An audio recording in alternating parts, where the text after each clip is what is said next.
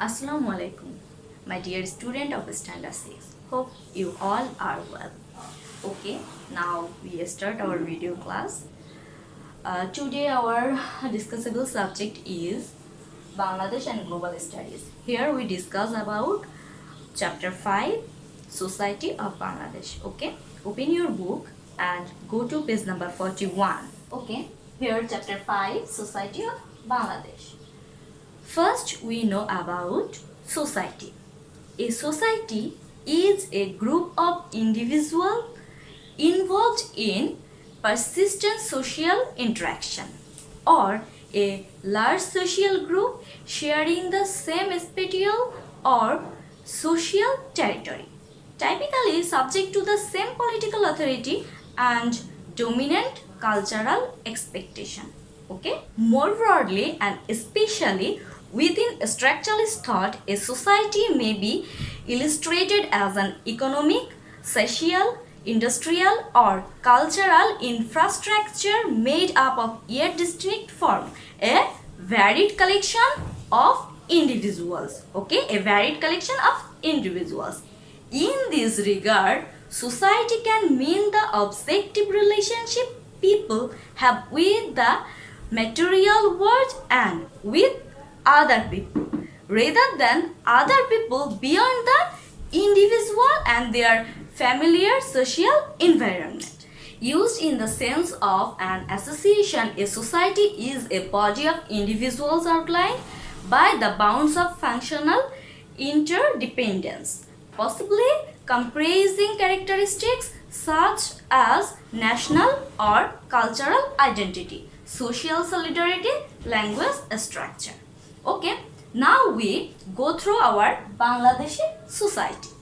Bangladesh did not exist as a distinct geographic and ethnic unity until independence.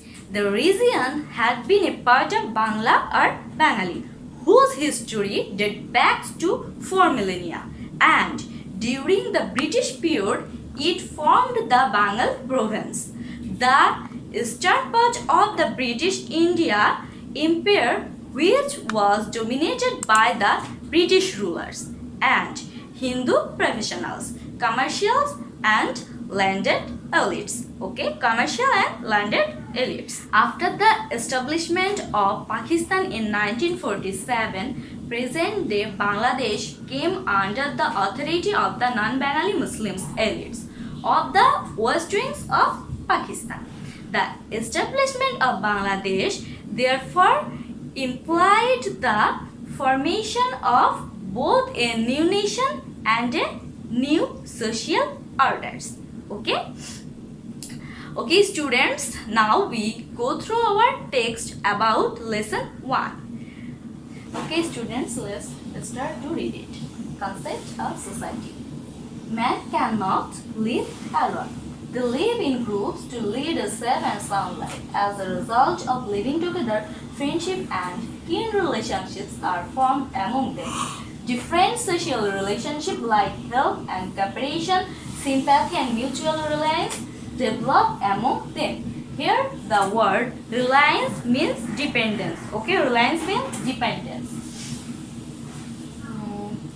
All these are social relationships. Human race living together in harmony is called society. In harmony is called society. Here the word harmony means adjustment. Harmony means adjustment. Small institutions and organizations such as family, clan, club, cooperative are parts of a society. Here this word clan means nation. Okay, we notice the tendency of living together not only among human beings but also among animals and insects. For example, elephants like to live and move in groups. If a crow falls in danger, all the crows come to his rescue. Bees make beehive and white ants make ant hill to live together in harmony. We live in a certain family. Where we live in a certain family. Family consists of parents and children, or it is formed by the combination of bond and activities of parents, children, uncles, aunts, grandparents and other person. Okay, who does a family consist of? Family consists of parents and children, or it is formed by the combination of bond and activities of parents, children, uncle, aunts, grandparents and other persons. Family is the first phase of forming a society. In ancient time, there was nothing like family before the society was formed. Man had to live fighting with hostile environment. Here the word hostile environment means unfavorable environment. So people felt the necessity of living together to collect food and to save themselves from the attack of ferocious animals. Okay, ferocious animals mean wild animals. Thus, man formed society. From family, man formed clan, community and nation. Thus, large society emerged from small units. Normally, there are two characters of a society. Firstly, man lives together, and secondly, there are purpose behind living together. Therefore, by society, we mean man's mutual relationship on the ground of which he lives for a special purpose and needs for living together. That's the end of this lesson. And at the end of this lesson, we learn about what is the definition of society and the main causes of living together of the primitive people. Now we discuss about some question. First question is, what are the small institution and organization in a society? The answer is castes and cleavages. Okay. The second one, the ancient people started living in society in quest of dash. The answer is food, shelter and security. The third one, as a result of living together, the relations formed among men dash. The answer is kin relationship and friendship. That's the end of this lesson, and now we go to our next lesson. Our next lesson is impact of natural and geographical environment on social life. First we know about what is impact. Impact, the action of one object coming by force into contact with another. Okay, impact means the action of one object coming by force into contact with another. Okay, here the action of object means natural and geographical environment coming by force into contact with social life. Okay, let's start to read it. Human life is influenced by natural and geographical environment. Man sometimes influences the environment, but he is controlled by the environment most of the time. This is why the impact of environment is distinct on the way of life, manners and culture of a society. Rivers simplify human lifestyle. Major civilization of the world developed on the bank of rivers.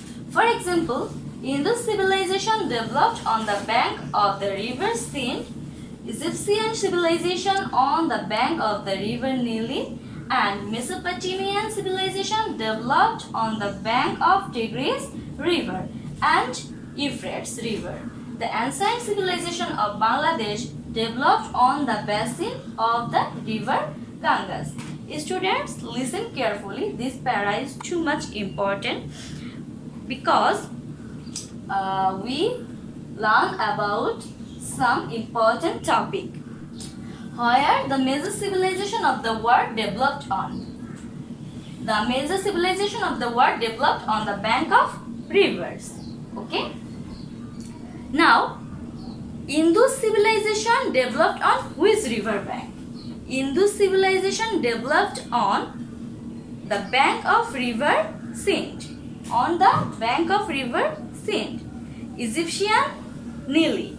Mesopotamian Tigris and Euphrates River, and the The ancient civilization of Bengal developed on the basin of the river Ganges. Okay, the basin of the rivers Ganges.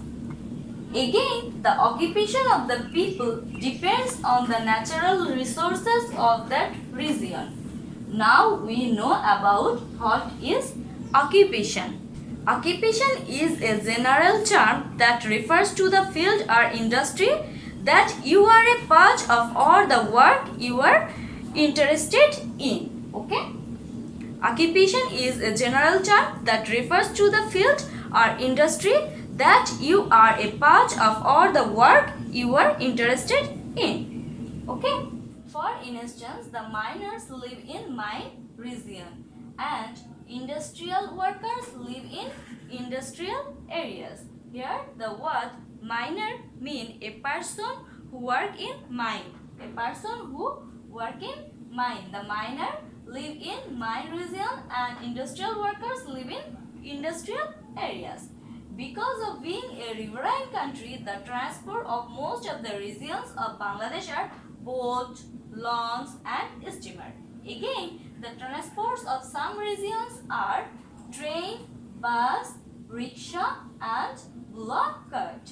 Bullock cart. Here the word cart means a strong open vehicle with 2 or 4 wheels. Okay, a strong open vehicle with 2 or 4 wheels.